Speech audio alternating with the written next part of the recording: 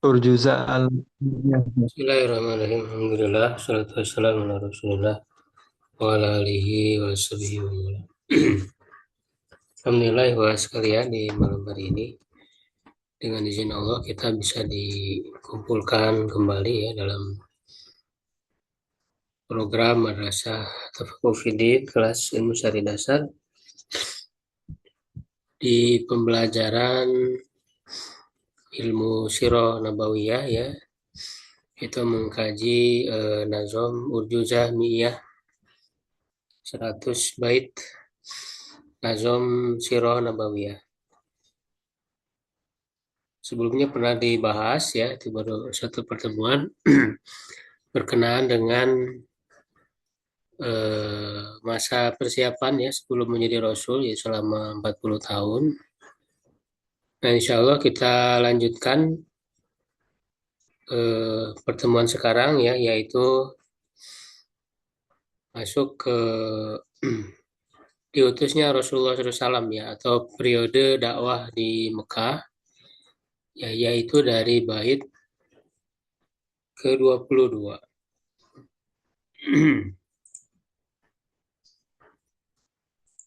Bait ke-22. Bentar.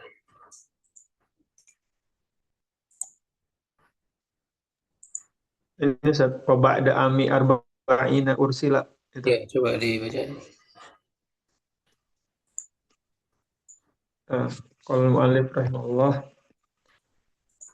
bait ke-22 ya. Wa ba'da ami arba'ina ursila fi yaumin itsnain yaqinan fanqula fi ramadana aw rabi'il awwali wa suratu Qra awwalul munazzali.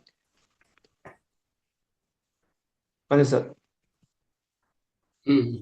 Tsummal wudu'a was salat tsummal tsum eh, tsummal wudu'a was salata 'allamah Jibril wa hiya rak'atani muhkamah. Tsumma madat 'ishruna yawman kamilah faramatil jinna nujumun ha'ilah.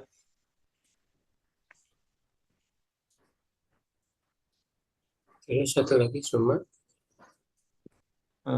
Tsumma da'a fi arba'il a'wami bil amri jahratan ilal islami. Ya. uh, Mu'alif ya rahimahullah taala Ibnu Abil Iz Al-Hanafi dia mengatakan ini diberi judul ya, judulnya dari tahqiq bukan dari beliau. Wa ba'da ami arba'ina ursila ya, dan setelah tahun 4 ke-40 ya, maksudnya tahun 40 dari usia beliau ya, ursila ya, beliau diutus ya, artinya diturunkan wahyu ya kepada beliau. Yaumil isnaini yakinan fankula, pada hari Senin ya secara meyakinkan maka nukillah atau riwayatkanlah.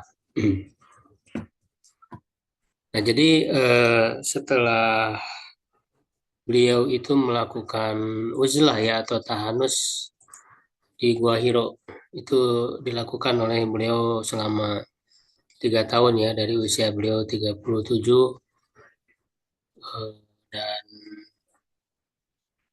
itu walaupun ya tidak apa namanya, tidak setiap hari gitu ya, tapi terus menerus ya, dan bahkan di bulan Ramadan itu beliau full ya di Gua Hiro itu, karena memang ada kegelisahan melihat masyarakatnya ya, kondisi kejahiliahan, tetapi beliau belum menemukan solusi ya.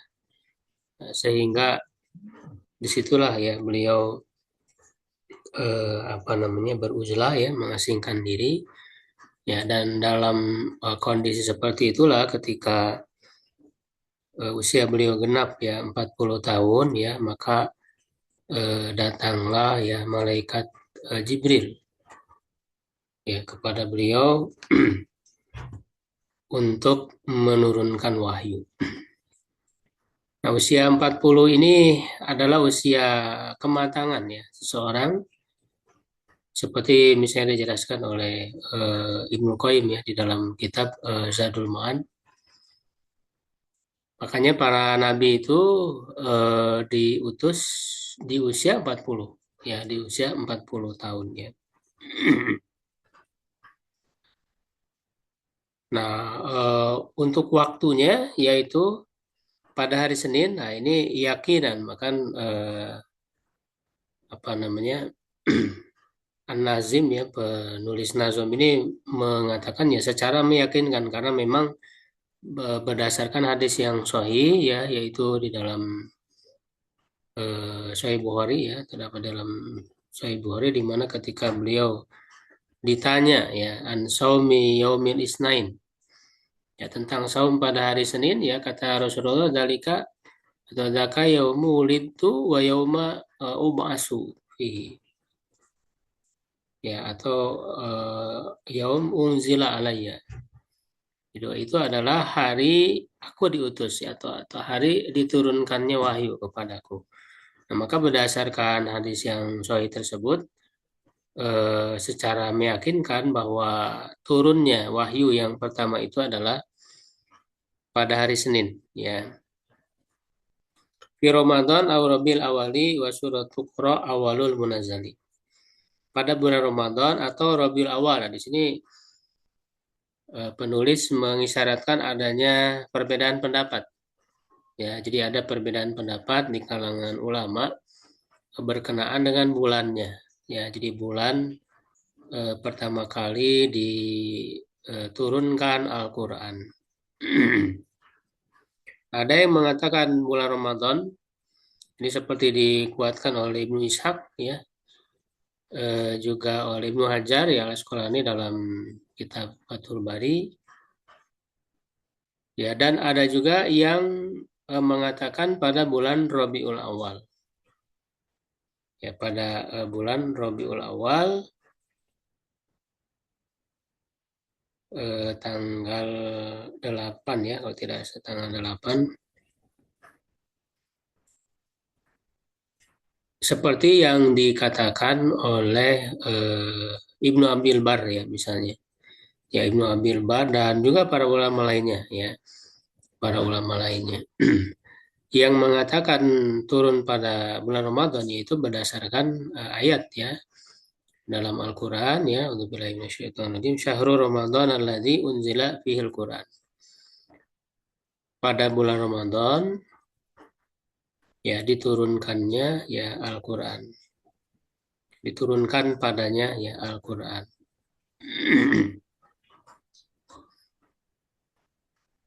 Nah, para ulama yang mengatakan turun di Rabiul Awal bahwa ayat itu ya mereka memahaminya adalah ketika turun dari apa namanya ya Lauhul Mahfuz ke langit dunia, ke Baitul Izzah itu. Jadi turun secara sekaligus itu. Nah, itu pada bulan Ramadan. Jadi ayat itu menunjukkan turun yang sekaligus itu ya menurut mereka. Jadi yang mengatakan Rabiul Awal itu. Ya, walaupun sebetulnya di ayat itu juga selain dia turun yang secara sekaligus ya bisa juga apa namanya turun kepada Rasulullah SAW ya secara berangsur-angsur ya. Ya, dan yang lebih kuat ya Allah alam itu pada bulan Ramadan atau juga bisa dengan digabungkan ya, dikompromikan bahwa Rabiul Awal ini adalah pada saat permulaan wahyu itu ya sebagaimana disebut di dalam hadis ya yang sahih ya oleh Aisyah. Itu kan Rasulullah SAW awal mula itu bermimpi selama 6 bulan melihat cahaya subuh ya selama 6 bulan itu. Nah, itu dikatakan ya oleh para ulama yang mengkompromikan dua pendapat ini bahwa itu awal mulanya terjadi di bulan Rabiul Awal. Ya, Rabiul Awal dan kemudian turun wahyunya ya kepada Rasulullah yaitu di bulan Ramadan ya. Dan yang disebut di dalam Al-Quran bulan Ramadan diturunkan Al-Quran artinya permulaannya ya. Adapun setelahnya ya tentu tidak hanya di bulan Ramadan ya di bulan-bulan yang lain juga. Dan surat Iqra maksudnya surat Al-Alaq ya awal yang diturunkan. Nah ini juga sebenarnya ada perbedaan pendapat tapi ini yang lebih kuat ya. Jadi bahkan berdasarkan hadis yang jelas ya dari Aisyah itu bahwa yang pertama kali turun adalah surat Al-Alaq yaitu ayat 1 sampai 5. Ya, ayat 1 sampai 5. Ya, awalnya malaikat Jibril ya ketika datang kepada Rasulullah SAW itu menyuruh untuk ikro ya, bacalah. Kalau kata Rasulullah, ma nabi qori, saya tidak bisa membaca. Lalu dipeluk dengan erat sampai Rasul itu merasa sesak. Ya lalu memerintahkan lagi ikro ya. Lalu beliau menjawab ma nabi qori, saya tidak bisa membaca sampai 3 kali. Ya, nah, jadi di apa dipeluk dengan erat dan kemudian dilepaskan ya disuruh lagi ya sampai 3 kali ya kemudian malaikat Jibril menyampaikan ya wahyu ya surat Al-Alaq ya 1 sampai 5 tersebut ya dan Rasulullah SAW tentu mengikutinya ya jadi kenapa Rasulullah mengatakan saya tidak membaca ya tidak bisa membaca tetap disuruh untuk membaca.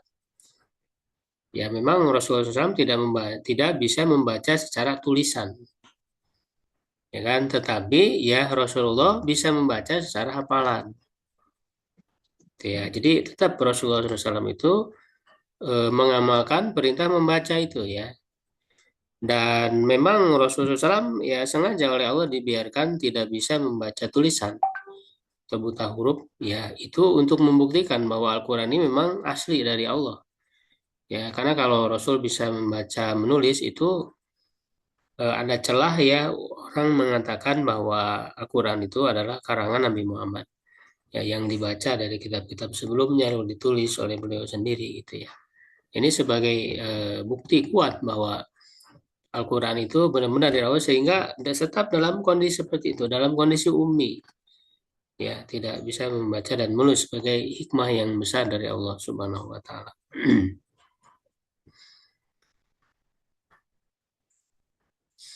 Eh, Sumal wudu wa sholat alama kemudian wudu dan sholat allamahu Jibril ini failnya Jibril. Jibril mengajarkan kepada Nabi Muhammad wa hiya rakaatani mukama.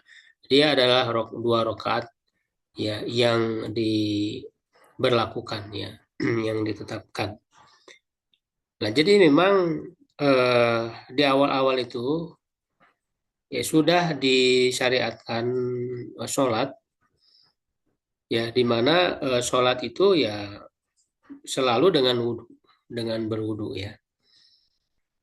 Selalu dengan berwudu. Adapun kemudian turun ya ayat wudhu di masa-masa berikutnya dalam periode apa namanya di Madinah ya, apalagi di surat Al-Maidah itu kan termasuk yang akhir-akhir turun ya, di mana di situ ada penjelasan wudhu ya, bukan berarti wudhu baru disyariatkan ketika itu ya, tetapi syariatnya sudah berjalan ya, adapun ayatnya itu turun belakangan. Ya, karena memang Allah menyuruh untuk kepada malaikat Jibril mengajarkan Rasulullah sholat ya sekaligus dengan wudhunya. Ya, nah adapun yang belakangan itu adalah tentang tayamum ya di surah Al-Maidah itu ya di surat An-Nisa ya. Itu kan di periode Madinah nanti turunnya itu berkaitan dengan rusul tayamum ya. Adapun masalah wudhu ini memang awal-awal. Nah, walaupun sholat ini bukan sholat 5 waktu ya, karena sholat 5 waktu nanti diwajibkan ketika dalam peristiwa Isra dan Miraj di akhir periode Mekah.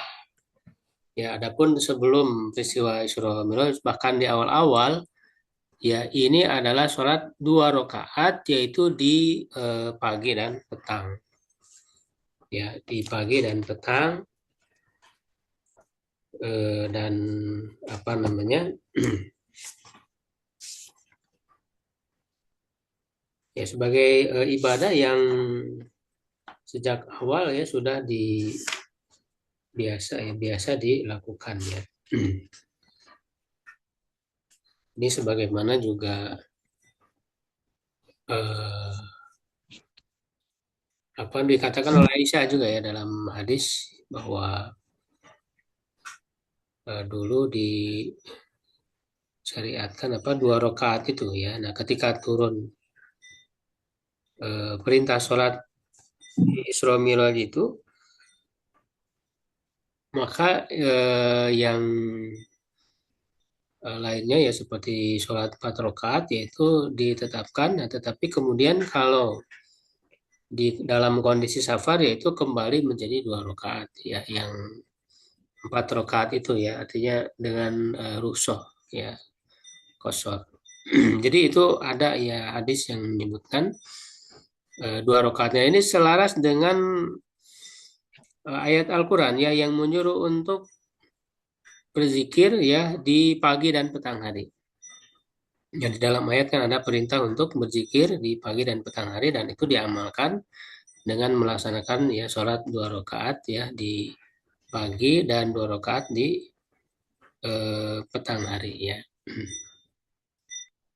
Nah, sebenarnya ini banyak banyak cerita ya yang tidak disebutkan di dalam Nazom yang tentu ini ringkas ya, tetapi perlu kita singgung ya. Jadi ketika Rasulullah SAW itu mendapatkan wahyu yang pertama ya, dan itu adalah pertama kali beliau bertemu dengan malaikat sehingga beliau merasa ketakutan, menggigil ya pulang ke rumah dan bahkan beliau tidak tahu itu siapa yang datang itu. Ya, jadi Rasulullah SAW awal mula itu tidak mengetahui bahwa beliau akan menjadi nabi.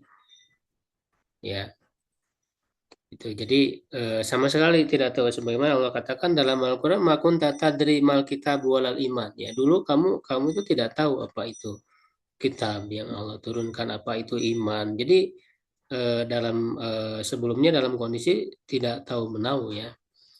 Nah, makanya dia datang ke keluarganya, ke istrinya, minta diselimuti kan, jamiluni, jamiluni.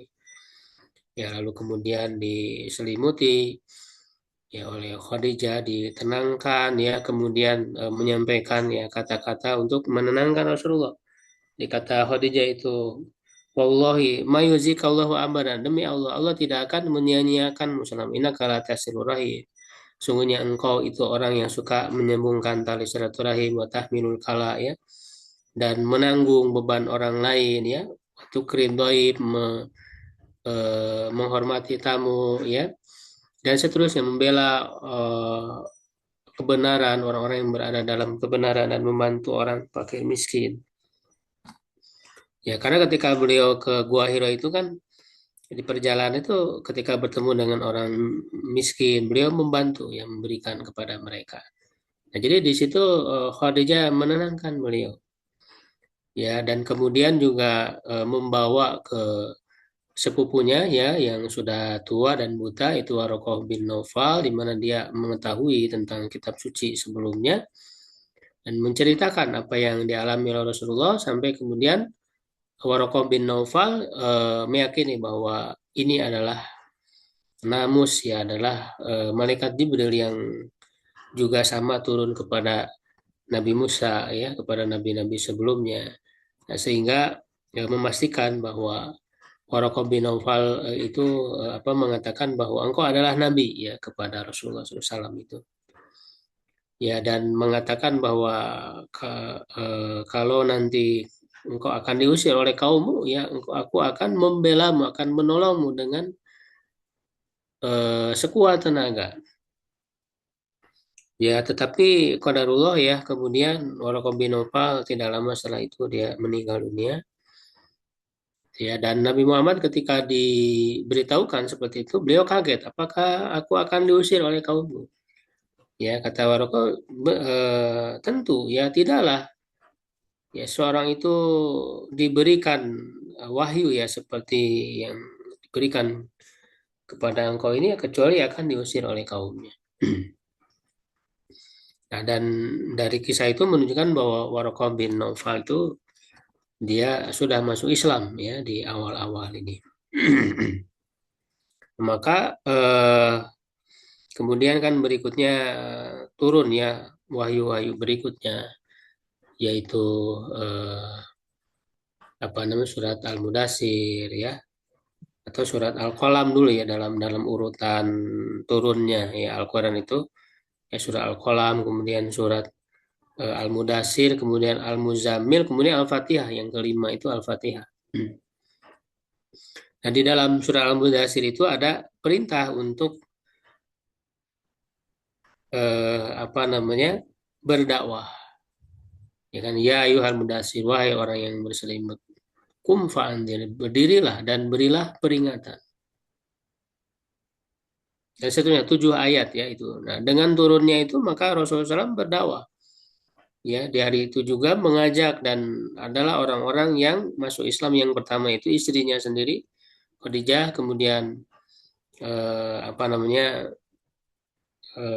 budak ya hamba saya yang beliau miliki ya yaitu Zaid bin Harisah ya kemudian dari kalangan anak-anak ada Ali bin Abi Thalib yang ketika itu usianya masih 10 tahun ya kemudian sahabatnya itu Abu Bakar Siddiq ya dan ketika diajak Abu Bakar langsung mengajak teman-temannya dan di tangan Abu Bakar itu cukup banyak orang-orang yang masuk Islam ya terlebih setengah dari 10 sahabat yang dijamin masuk surga itu ya setengahnya itu masuk Islam di tangan Abu Bakar ya Zubair bin Awam ya Tolha bin Ubaidillah ya Sa'ad bin Abi Waqqas ya dan yang lainnya ya itu banyak. Nah ini Rasulullah SAW berdakwah itu selama 3 tahun itu secara sembunyi-sembunyi ya secara sembunyi-sembunyi dan masuk Islam lah ya kalau dalam catatan di kitab ya Rohikul Maktum ya yang apa namanya saya membuat panduan ya buku ringkasan Sirah Nabawiyah yang rujukan utamanya itu dari Rohikul Maktum ya di buku saya disebutkan itu sekitar 130 orang ya berkumpul apa namanya masuk Islam di masa secara sembunyi-sembunyi itu selama 3 tahun ya yang mereka disebut dengan as-sabiqunal awalun ya. Nah, kemudian di sini dikatakan ya summa madat isruna yauman kamila kemudian berlalu 20 hari penuh ya maksudnya setelah diutusnya Rasul setelah turun wahyu yang pertama faramatil jinna nujumun hailah ya maka melempar jin ya nujumun hailah bintang-bintang yang menakutkan ya jadi maksudnya jin-jin itu kan biasa mereka mencuri-curi dengar ya yastarikuna apa sam'a ya mencuri dengar kabar berita di langit ya yang itu juga mereka apa namanya menjadi pembantunya para dukun ya yang kemudian makanya dukun-dukun itu meramal itu kan adalah atas informasi dari jin-jin itu. Tapi jin-jin itu menambah-nambahi, ya sebagaimana disebutkan dalam ada riwayat ya, menambah-nambahi dan kemudian dukun itu juga menambah-nambahi dengan kedustaan-kedustaan yang banyak. Makanya nggak bisa dipercaya ya dukun-dukun itu. Makanya eh, siapa yang percaya ya kepada dukun itu tidak diterima ya sholatnya selama 40 malam, 40 hari. Ya, nah jadi pada saat turunnya Al-Quran ya, di 20 hari ya setelah turunnya Al-Quran, jadi awal-awal ini dilempar ketika jin-jin itu akan mencuri berita di langit itu dilempar dengan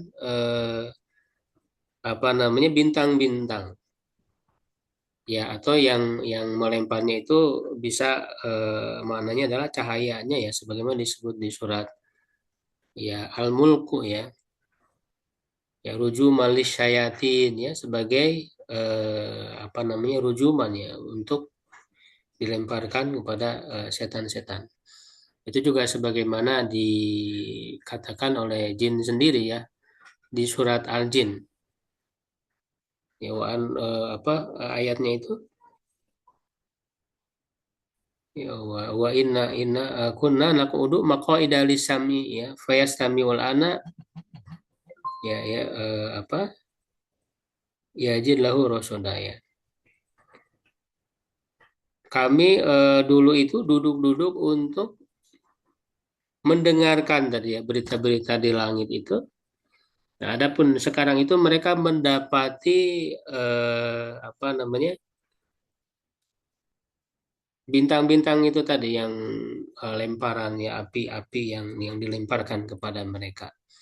Nah, jadi ini sesuai dengan yang disebutkan di dalam ayat itu ya. Sumada fi arba'il awami bil amri jahratan ilal islami. Kemudian beliau mengajak pada tahun keempat ya dengan perintah ya secara terang-terangan kepada Islam. Nah ini jadi setelah 3 tahun berdakwah secara sembunyi-sembunyi, maka di tahun keempatnya itu beliau berdakwah secara terang-terangan. Ya, nah awalnya beliau berdakwah kepada pihak keluarganya dulu ya, diundang keluarganya itu sehingga berkumpul sebanyak 45 orang. Nah, ini kan berdasarkan perintah dalam Al-Qur'an ya, wa anzir ashiratakal akrobin ya surat Asy-Syu'ara ya ayat 214. Jadi beri peringatan kepada kerabatmu yang dekat. Ya, jadi beliau mengundang Bani Muthalib itu ya. Nah, di hari pertama itu Abu Lahab ya langsung bicara dia tidak setuju dia marah-marah ya dan bahkan pada beliau Rasulullah itu mengajak untuk makan-makan dulu gitu ya. Tapi Abu Lahab dia langsung marah-marah bicara. Nah, maka Rasul pada saat itu diam ya, tidak menyampaikan maksudnya. Nah, baru nanti di hari kedua beliau mengajak lagi ya. Nah, disitulah beliau menyampaikan ya beliau mengatakan ya sungguhnya seorang pemandu itu tidak akan mendustakan keluarganya. Ya demi Allah yang tiada Tuhan selain Dia, sungguhnya aku adalah utusan Allah kepada kalian secara khusus dan kepada manusia secara umum. Ya. Nah, jadi berdakwah kepada keluarga dulu sebelum secara umum ya. Nah, maka mendengar ajakan itu Abu Thalib itu langsung apa namanya? Walaupun beliau tidak masuk Islam tapi selalu membela. Nah, inilah ya Abu Thalib itu selama dia masih hidup ya sangat membela Rasulullah ya sangat mencintai sangat bahkan dari kecil ya sejak usia 8 tahun selepas kakeknya meninggal itu kan diamanahi oleh Abdul Muthalib itu untuk mengurus Nabi Muhammad ya dia mencintainya lebih daripada anak-anaknya ya nah maka ketika Rasul menyampaikan ini selalu dibela oleh Abu Thalib ya Abu Thalib itu mengatakan demi Allah ini adalah kabar apa sebelum Abu Thalib itu di sini tidak disebut ya.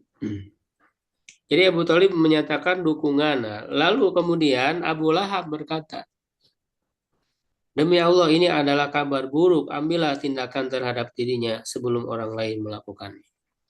Ya, tapi kemudian Abu Thalib menjawab, demi Allah kami tetap akan melindunginya selama kami masih hidup. Nah, itu jadi ada penolakan dari Abu Lahab dan ada dukungan dari Abu Thalib.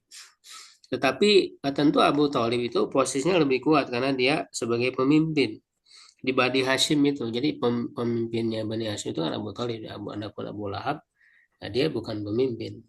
Nah, sehingga kebanyakannya keluarga beliau itu membela.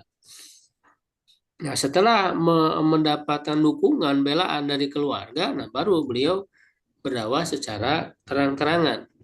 Ya, yaitu dengan turun ayat ya fasda bima tu'maru wa arid al musyrikin. Ya, dan sampaikanlah secara terang-terangan apa yang diperintahkan ya kepadamu dan berpalinglah dari orang-orang musyrik. Surat Al-Hijr ayat 94. Ya, nah maka yaitu dengan beliau naik ke Bukit Sofa itu dipanggil ya berbagai kabilah. Ya, wahai Bani Pula semua dipanggil, ya dikumpulkan. Ya, lalu setelah semuanya berkumpul, beliau bertanya kepada mereka ya, apa pendapat kalian kalau aku beritahukan ya bahwa di lembah ini ada pasukan kuda yang akan mengumpul kalian. Apakah kalian percaya kepadaku? Mereka menjawab, ya kami tidak pernah melihat engkau berdusta, kami tidak punya pengalaman bersamamu kecuali kejujuran.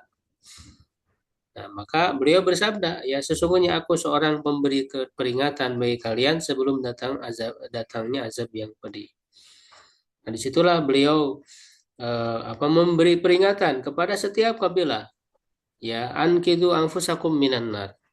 Jadi selamatkanlah diri kalian dari neraka satu persatu ya kabilah bahkan keluarga beliau disebut namanya satu persatu wahai Fatimah ya Ankiri ya Nafsaki Minanar itu disebut semuanya disampaikan dakwah beliau ya secara terang-terangan.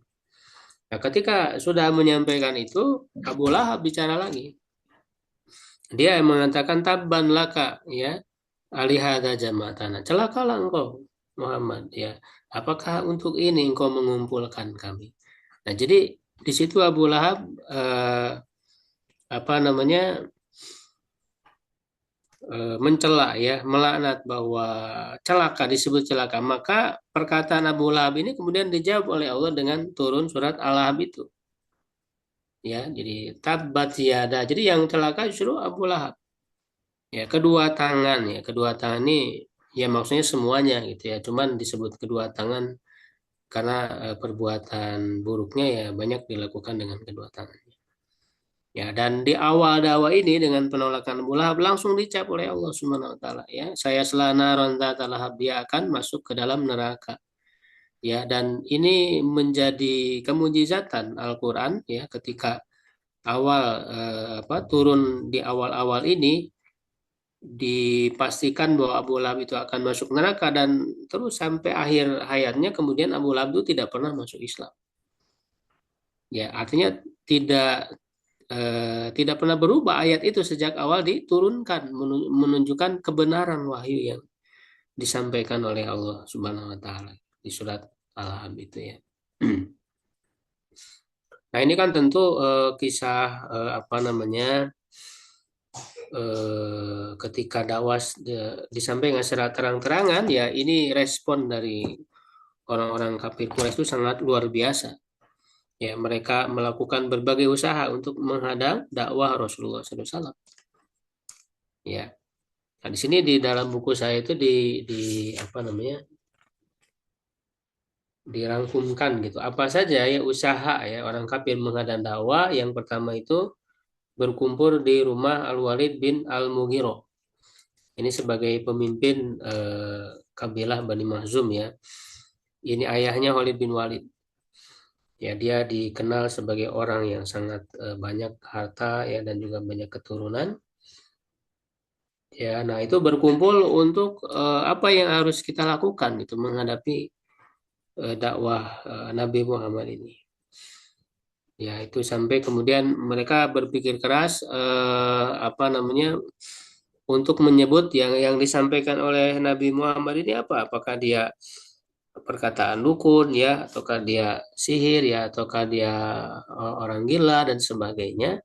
Nah, itu diabadikan oleh Allah di surat Al-Mudathir itu dari ayat 11 sampai 26. Ya, jadi inau fakkar wa qadar ya, kutila kaifa qadar, summa kutila kaifa qadar, summa nazar ya, summa abasa itu kan menceritakan tentang Al-Walid bin Mughirah tadi itu. Ya, kemudian selain itu menghina ya beliau dan ajarannya itu tadi. Ya, menyebut beliau sebagai tukang sihir dan sebagainya. Nah, bahkan Abu Lahab itu setiap kali Rasul berdakwah dia selalu membuntuti di belakang itu dan mengatakan jangan percaya ya dengan orang ini gitu. Selalu gitu. Makanya sangat luar biasa usaha Abu Lahab itu di dalam menghadang dakwah Rasul itu. Ya, makanya Allah katakan ya di surat Al-Ahzab itu ma'agna anhu maluhu wa makasab, tidak berguna hartanya, artinya dia banyak mengeluarkan harta itu untuk menghadang dakwah, bahkan melakukan berbagai cara, sangat gigih gitu ya, tapi semua tidak ada gunanya. Ya itu Abu Lahab ya.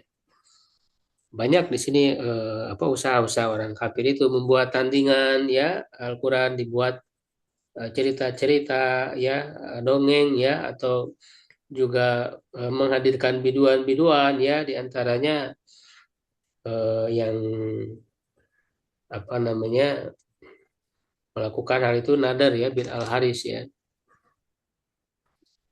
Nah kemudian juga mereka melakukan penyiksaan ya.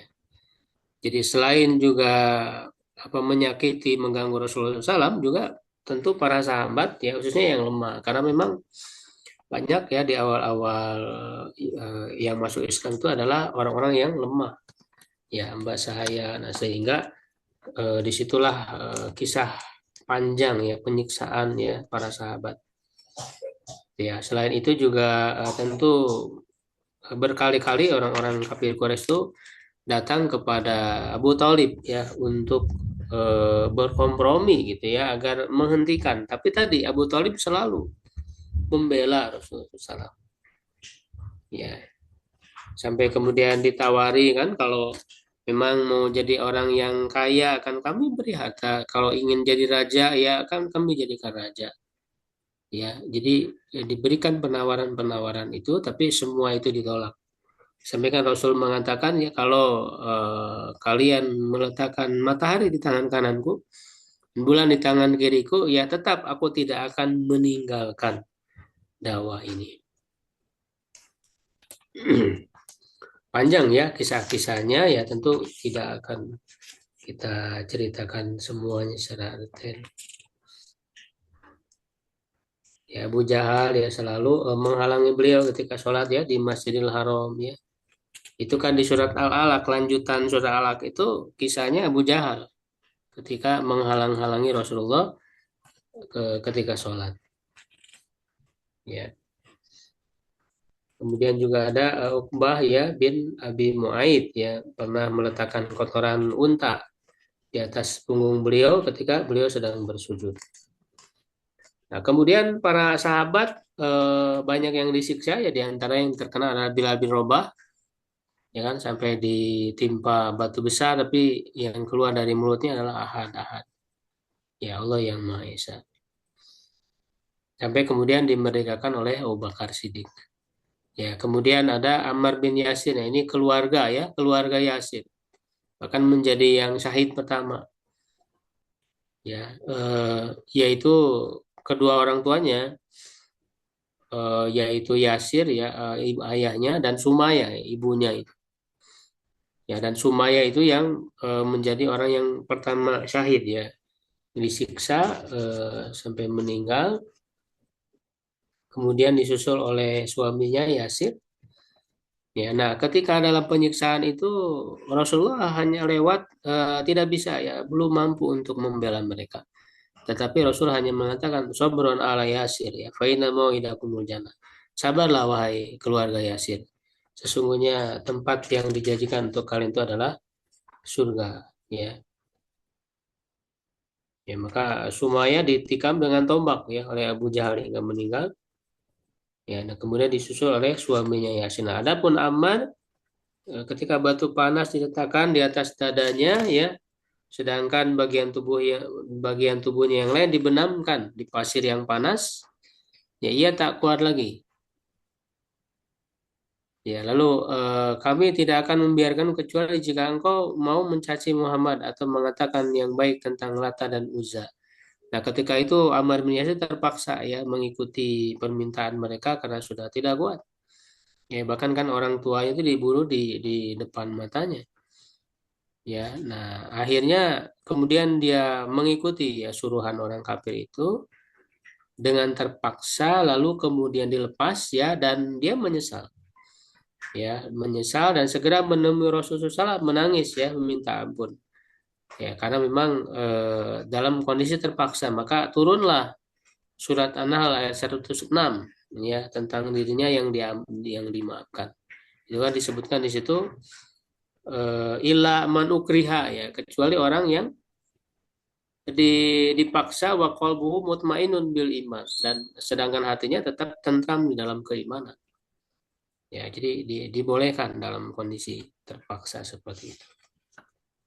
Nah, maka dengan berbagai apa namanya eh, siksaan tadi itu ya, maka kemudian diizinkan ya untuk berhijrah.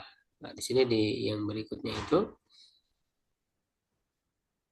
dari hijrah pertama ke Habasyah sampai wafatnya Khadijah. Nah, kita jangan beres. Ya, nah jadi eh, apa namanya sebagai salah satu solusi ya untuk menyelamatkan iman ya para sahabat itu disuruh untuk berhijrah. Tetapi kan ini tidak semua sahabat ya, bahkan orang Habasya sendiri nggak pulang seperti Bilal bin Rabah ya yang berasal dari Habasya ketika disuruh untuk berhijrah dia tidak mau. Kami nggak mau meninggalkan Rasulullah SAW kata Bilal ya. Wa arbaun minan nisa wasna asyar minar rijal ashabi kulun qad hajar. Nah, ada ini hijrah ke Habasya yang pertama kan ada 2 kali.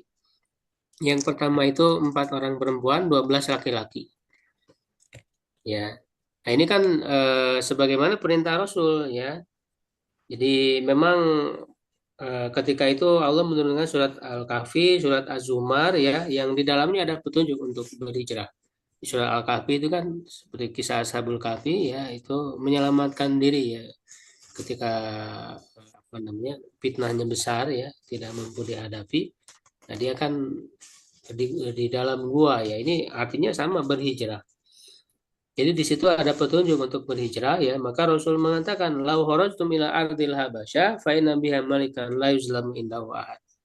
Kalaulah kalian pergi ke negeri Habasyah, di dalamnya ada raja yang tidak dizolimi di sisinya seorang pun. Wahia ardu sidkin. Dia adalah negeri kejujuran. Hatta ja'alallahu lakum farajan mimma antum fi. Sampai Allah memberikan jalan keluar bagi kalian. Jadi di situ ada Raja Najasyi ya yang namanya Ashama yang adil ya, dan juga dia nantinya akan masuk Islam. Ya, maka berhijrahlah ya pada apa namanya hijrah yang pertama itu pada tahun kelimanya ya, tahun kelima kenabian ya, 12 laki-laki dan 4 perempuan. Nah, itu dipimpin oleh Utsman bin Affan ya, dan juga ikut istrinya yaitu Ruqayyah ya, putri Rasulullah SAW. Itu hijrah yang pertama. Ila biladil hubsyi fi khamisi am itu ya di tahun kelima wa fihi adu summa adu la malak. Ya, dan padanya mereka kembali, kemudian kembali ya, maka tidak ada celaan. Ya, jadi maksudnya nanti yang hijrah yang pertama ini akan kembali lagi. Ya, kalau tadi berangkat hijrah pertama itu pada bulan Rajab ya, pada bulan Rajab tahun 5 kenabian. Nah, pada bulan Ramadan ya, artinya kan Rajab, Sya'ban, Ramadan ya. Sekitar 2 bulan ya, 2 bulanan lebih ya. Nah, pada bulan Ramadan itu ini sebabnya ya, sebab mereka kembali itu karena Rasul membacakan surat An-Najm di Masjidil Haram. Nah, ada orang-orang kafir, beberapa tokoh ya, kafir Quraisy itu merasa terpesona ya dengan dibacakan surat An-Najm itu sangat indah sekali. Ya kan karena kalau apa namanya secara jujur orang-orang kafir Quraisy itu banyak kagum gitu dengan ayat Quran gitu ya. Cuman karena hati mereka tertutup ya jadi apa namanya tidak mau menerima. Nah, itu kan ketika mendengarkan sangat indah surat An-Najm itu dan di akhirnya kan ada perintah sujud di surat An-Najm itu. Ada perintah sujud, maka secara tidak sadar orang-orang kafir ini ikut sujud dengan Nabi. Ya kan, ikut sujud. Nah, itu sempat beredar ya kabar itu, dan orang-orang kafir lain ya sempat apa namanya mencela ya orang-orang itu, tapi mereka beralasan berbohong ya. Beralasan bahwa katanya Rasul memuji berhala ya, padahal kan tidak. Ya, nah, orang-orang yang hijrah ke Habasyah tadi itu ya mendengar kabar itu menyangka bahwa orang-orang Quraisy itu sudah masuk Islam gitu dengan kejadian tersebut. Ya, akhirnya mereka kembali. Nah, 1 jam lagi akan sampai di Mekah ya, mereka mengetahui bahwa kabar itu bohong. Nah, akhirnya mereka kan tidak bisa untuk datang ke sana ya, karena memang hijrah ke Abbas ini secara sembunyi-sembunyi pada saat awal berangkat juga, karena khawatir diketahui oleh orang-orang kafir itu. Ya kan? Nah, sehingga mereka tetap tidak bisa masuk karena orang-orang kafir ya tidak masuk Islam.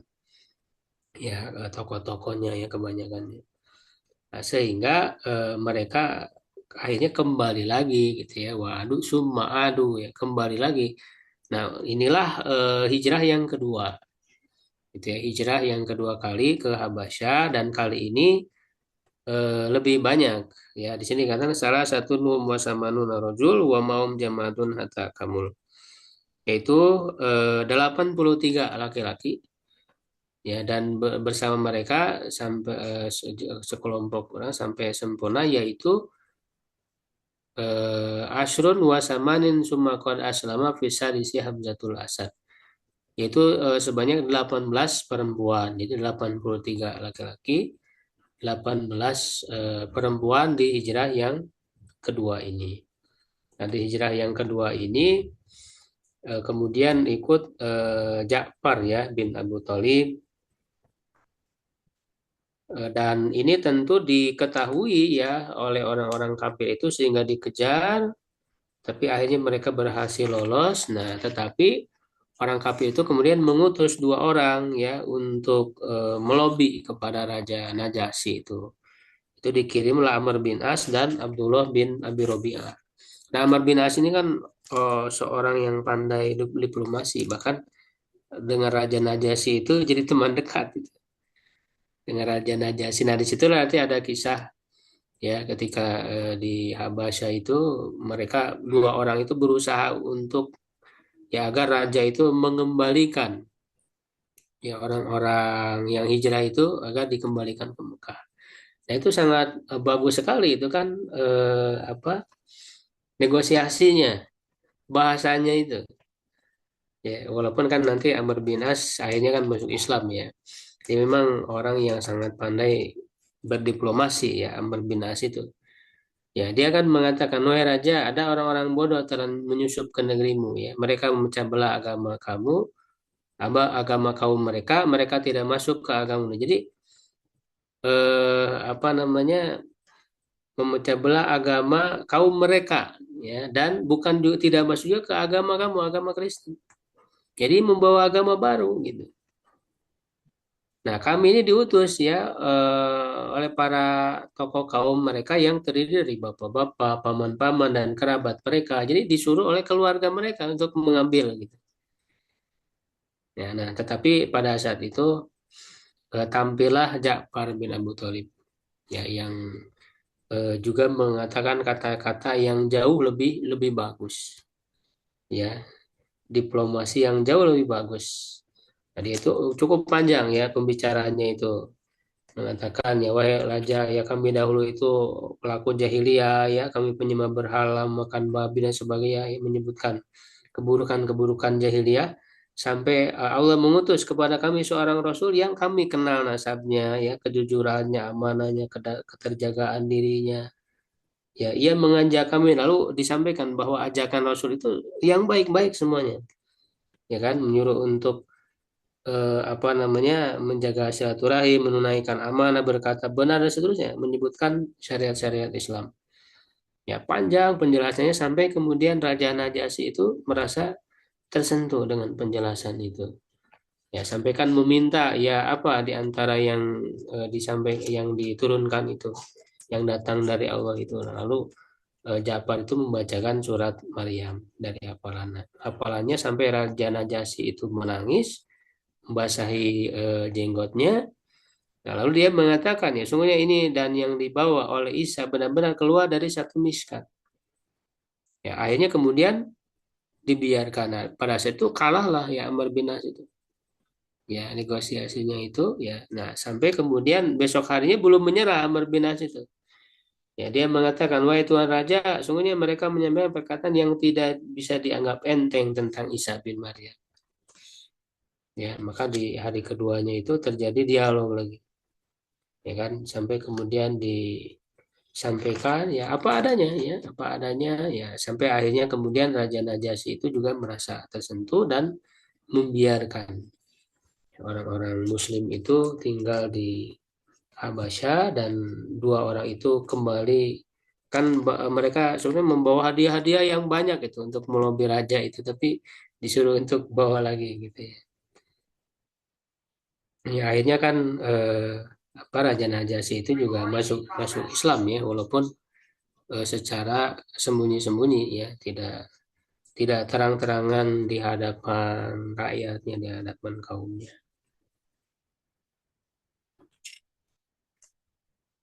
Ya nah baik ikhwas sekalian bait yang ke 31 ya. Nah, tadi kan 30 ya. Nah, sebenarnya masih ada sedikit aslama bisa disi Hamzatul Asad masuk Islam pada tahun ke-6 itu Hamzah bin Abdul Muthalib ya itu kan disusul 3 hari setelahnya Umar bin Khattab. Nah, itu kan dengan dua masuk masuk Islam dua orang yang kuat ini menjadi kuat Islam itu yang tadinya selalu sembunyi-sembunyi sekarang terang-terangan menampakkan diri sampai dibuat barisan ya satu barisan dipimpin oleh Hamzah dan satu lagi oleh Umar ya dan itu ada kisahnya tersendiri ya ketika Hamzah masuk Islam itu ketika Abu Abu Jahal itu mencela ya Rasulullah SAW di hadapan publik lah kemudian datang Hamzah sebagai pamannya gitu ya merasa terdorong untuk membela gitu ya keluarganya dan disitulah dia mengatakan apakah engkau mencela apa keponakanku gitu. Sedangkan aku berada di atas agamanya. Nah, ketika itulah Hamzah itu masuk Islam. Nah, sedangkan Umar kan justru masuk Islam itu di puncak kemarahan dia ketika kalau orang lain itu berpikir bagaimana nih cara menghadapi dakwah Nabi Muhammad ini. Nah, sedangkan Umar dia punya ide sendiri. Nah, ini tidak bisa dihentikan kecuali harus dibunuh gitu. Ya, maka dia datang untuk membunuh Rasul. Ya di puncak apa namanya kemarahannya Umar bin Khattab itu. Nah, tetapi di perjalanan itu diberitahu bahwa ngapain kau ke Muhammad kepada Rasulullah. Itu adikmu itu urus dulu tuh dia sudah masuk Islam. Nah, ini kan berbelok. Ya, berbelok dan digedor ya dan pada saat itu ada Khobab bin Al-Arad ya dengan adiknya Umar itu kan Fatimah binti Khattab ya suaminya itu Said bin Zaid. Said bin Zaid itu kan salah satu dari 10 sahabat yang dijamin masuk surga. Khobab bin Al-Arad sedang menyampaikan Al-Quran pada saat itu dan kemudian kan langsung dipukul Said bin Zaid itu bahkan Fatimah pun kena pukul sampai berdarah. Nah, ketika melihat darah itulah dia tersadar ya bagaimana ya seorang lelaki kesatria itu memukul perempuan itu kan sangat anti gitu ya. Nah, sampai kemudian dia merenung dan melihat lembaran ingin membaca ya ketika dibaca itu dia langsung merasa kagum bahwa ini bukan perkataan manusia dan ketika itulah tersadar ya dan kemudian mendatangi kembali Rasul tapi pada saat ini bukan untuk membunuh tapi justru akan masuk Islam. Nah, jadi itu ya secara singkat ya kisah masuk Islamnya ya Umar bin Khattab ya. Jadi Hamzah dan Umar di sini di Nazm tidak disebutkan Umar ya, tapi ini berdekatan waktunya. Bahkan kan 3 hari ya setelah Hamzah ya masuk Islam itu masuk Islamnya Umar bin Khattab ya radhiyallahu anhu. Baik, Ibu sekalian mungkin sampai situ dulu untuk pembahasan Wujud Zahmiyah ya Sirah Nabawiyah sampai bait ke 30. Insya Allah kita akan lanjutkan di pertemuan yang akan datang. Allah alam bisawab ya. Qul qouli hadza astagfirullah li wa lakum. Assalamualaikum warahmatullahi wabarakatuh. Waalaikumsalam warahmatullahi wabarakatuh. Jazakallahu khairan. Waalaikumsalam warahmatullahi wabarakatuh.